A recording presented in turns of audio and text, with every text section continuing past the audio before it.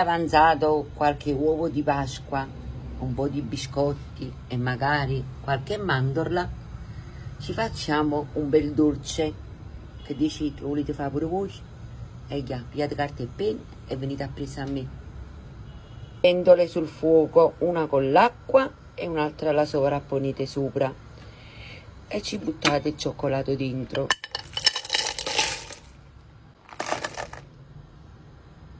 Per sciogliere tutto il cioccolato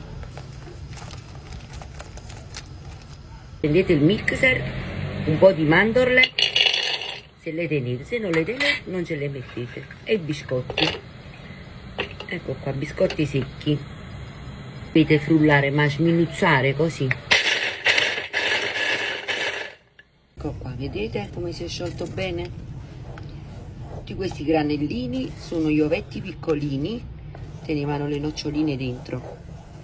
Adesso preparatevi una pirofila, 2 fogli di carta da forno bagnati e strizzati, e ora vi faccio vedere. Il cioccolato che avevamo sciolto, aggiungiamo i biscottini che erano frullati e li mischiamo al cioccolato.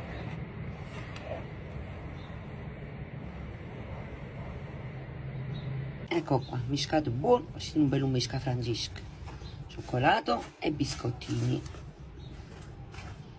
Qua adesso dobbiamo mettere tutto nella pirofila che vi ho fatto vedere con i fogli di carta da forno, così.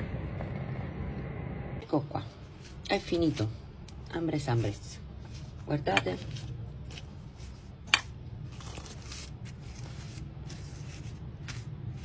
Mettete in frigorifero un paio di ore, fra un barro lo cacciate, lo tagliate a felle con un po' di zucchero a velo e barre create. E mo' buona giornata a tutti quanti.